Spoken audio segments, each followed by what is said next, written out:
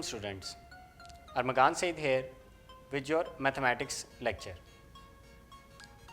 जिस तरह के हम लोगों ने पिछले लेक्चर्स के अंदर पढ़ा कि प्रोडक्ट ऑफ मैट्रिक्स किस तरह निकाला जाता है, उसी से रिलेटेड हमारे पास कुछ और मज़ीद कंसेप्ट्स भी आएंगे जो कि हम आगे इस्तेमाल करेंगे। अगर आप लोगों ने पिछले लेक्चर्स नहीं देखे हैं तो काइंडली उनको ज़रूर देख लें, क्योंकि इस लेक्चर में इस्तेमाल होने वाले सारे कंसेप्ट्स पीछे मैं पढ़ा चुका हूँ। सो स्टार्ट करते हैं इसी के ऊपर। अगर हम क्वेश्चन के ऊपर देखें तो बी हमें उसने एक मैट्रिक्स दिया हुआ है और उसके बाद एक प्रूफ मांगा गया है जो कि B multiply by B inverse equals to I, meaning identity matrix. Then again equals to B inverse into B, यानी कि पहले हम b को b इनवर्स से मल्टीप्लाई करेंगे और उसके बाद b इनवर्स को b से मल्टीप्लाई करेंगे। तो हमारे पास तो दो चीज़ें इस सूरत में मौजूद होनी चाहिए, एक b मैट्रिक्स और एक b इनवर्स मैट्रिक्स।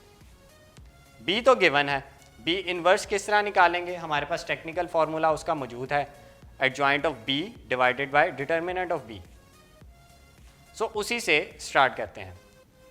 अगर हम इन्वर्स निकालना चाह रहे हैं तो इन्वर्स के लिए हमारे पास डिटर्मिनेंट सबसे पहले लेना बहुत ज़रूरी है, क्योंकि मैंने आपको बताया था कि अगर तो सिंगुलर मैट्रिक्स यानी कि जिसकी वैल्यू ज़ीरो आएगी डिटर्मिनेंट की, तो उसका इन्वर्स पॉसिबल नहीं होगा। सो इसका डिटर्मिनेंट निकालते हैं 3, 2, -1 और -2 का। मैंने आपको बताया था कि क्रॉस मल्टीप्लिकेशन करते हैं, तो हम इसी की क्रॉस मल्टीप्लिकेशन करेंगे। 3 will be multiply by -2 and then -1 multiply by 2। 3 multiply by -2 और दरमियान में कौन सा साइन, माइनस का, -1 मल्टीप्लाई बाय 2, -6 + 2। -6 + 2 से हमारे पास अगर हम इसकी सिंप्लीफिकेशन करें तो क्या आ जाएगा, -4। जो ज़ीरो नहीं है इसका मतलब है कि इसका इन्वर्स पॉसिबल है। क्योंकि इसका इन्वर्स पॉसिबल है तो हम नेक्स्ट स्टेप की तरफ जाते हैं, एडजॉइंट ऑफ बी, यानी कि हम इसका एडजॉइंट निकालेंगे। वो किस तरीके से था, प्राइमरी डायगोनल की वैल्यूज़ को इंटरचेंज करने से, यानी कि 3 और -2 को हम इंटरचेंज कर देंगे और -1 और 2 का साइन चेंज कर देंगे, यानी कि -1 का साइन हम +1 कर देंगे और खाली 2 जो लिखा हुआ है यानी कि +2 उसको हम -2 लिख देंगे, जिससे हमारे पास इन्वर्स आ जाएगा adjoint of b divided by determinant of b, adjoint की वैल्यूज डिवाइडेड बाय डिटर्मिनेंट की वैल्यू। इस सूरत के अंदर आप इसको मज़ीद सिंप्लीफाई भी कर सकते हैं, लेकिन हम इस स्टेप के लिए इधर ही इसको छोड़ेंगे ताकि जो आगे आने वाले स्टेप्स हैं उनके अंदर हमें कन्फ्यूजन ना हो। बी इन्वर्स निकालने के बाद हमारे पास दो वैल्यूज़ जो हैं वो बच जाती हैं। एक है बी जो कि हमें गिवन था, जिससे हमने बी इन्वर्स फाइंड आउट किया। सो अगर क्वेश्चन के लिए जो कि हमारे पास मालूम करने के लिए दिया हुआ है बी इन्वर्स, हम उसी से स्टार्ट करते हैं from left hand side. Left hand side के ऊपर क्योंकि बी और बी इन्वर्स निकालना है तो पहले हम किसकी वैल्यू लिखेंगे, बी की, देन किसकी वैल्यू लिखेंगे, बी इन्वर्स की। b की वैल्यूज़ लिखने से हमारे पास क्या आ जाता है, 3, 2, -1 और -2 लेफ्ट साइड पे, और b इन्वर्स की वैल्यूज़ लिखने से -2, 1, -2 और 3 डिवाइडेड बाय -4 राइट साइड पे आ जाता है। अब इन दोनों मैट्रिक्स को मल्टीप्लाई करना है। जिस तरह के पिछले लेक्चर्स में मैंने आपको बताया था कि आप एरो रूल भी यूज़ कर सकते हैं, तो अगर हम वही इस्तेमाल करें तो एरो पहली रो का किधर से स्टार्ट हो रहा है, 3 से, तो 3 किससे मल्टीप्लाई होगा, -2 से। 3 मल्टीप्लाई बाय -2 इज -6। -1 किससे मल्टीप्लाई होगा, -2 से, सो -1 मल्टीप्लाई बाय -2 इज +2। एक रो ने एक कॉलम को मल्टीप्लाई कर लिया, अब नेक्स्ट क्या करेंगे, इसी रो से नेक्स्ट कॉलम को मल्टीप्लाई करेंगे। 3 multiply by 1 is 3, -1 multiply by 3 is -3। Now first first column, first row, second column, ये हमारा स्टेप पूरा हो गया। Second row first column meaning 2 and -2 को हम किससे, -2 और -2 से मल्टीप्लाई करेंगे।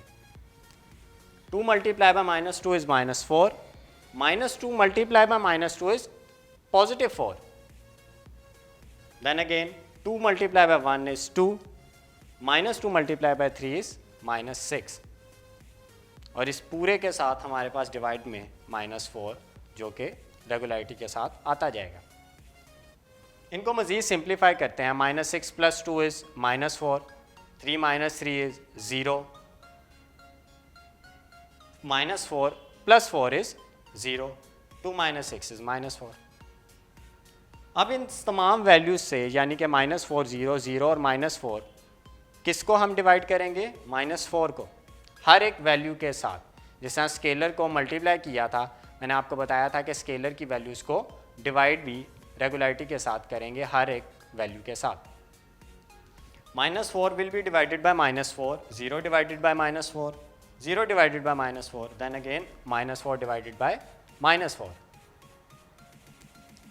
अब इनको अगर आप मज़ीद सिंप्लीफाई करें तो -4 divided by -4 is 1, 0 divided bye anything is 0। तो हमारे पास ये आंसर में क्या वैल्यूज़ आ जाएंगी, 1, 0, 0 and 1, which is an identity matrix. हमारे पास एक आइडेंटिटी मैट्रिक्स आ गया जिसको हम किससे लिखते हैं, आई से, capital I. Next is right hand side, क्योंकि हम लेफ्ट हैंड साइड का तो मालूम कर चुके हैं, बी इनवर्स जो कि हमारा आई के बराबर तो आ गया। बट अगर हम B inverse multiply by B निकालना चाह रहे हैं तो हमें क्या करना पड़ेगा, पहले बी इनवर्स की वैल्यू लिखेंगे क्योंकि बी इनवर्स पहले दिया हुआ है, देन अगेन फिर हम किसकी वैल्यू लिखेंगे, बी की। ये चीज़ ज़हन में रखनी है आपने कि इनकी आपने अरेंजमेंट को ख़राब नहीं करना है।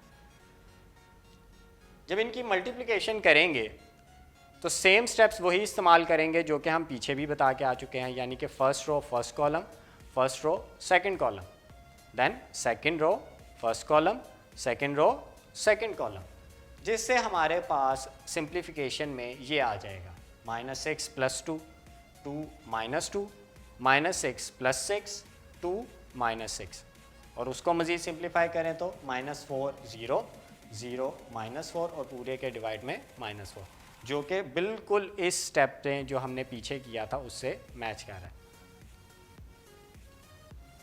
सेम नेक्स्ट स्टेप में किया जाएगा कि आपके पास जो मैट्रिक्स ऊपर मौजूद है और उसके नीचे जो वैल्यू मौजूद है -4, उसको हम हर एक वैल्यू के साथ मल्टीप्लाई कर देंगे।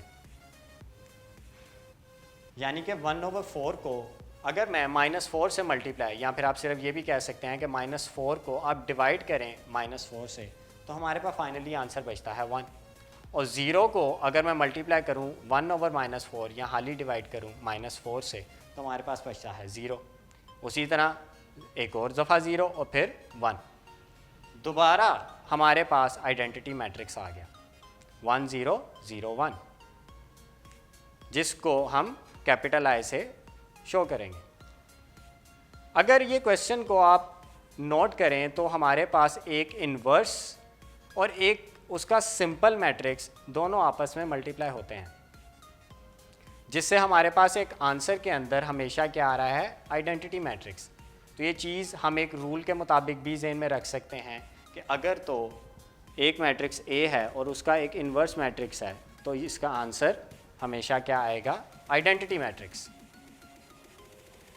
मुझे उम्मीद है कि आप लोग अपने लेक्चर्स को ध्यान से सुन भी रहे हैं और उसकी प्रैक्टिस भी रेगुलरिटी के साथ कर रहे हैं।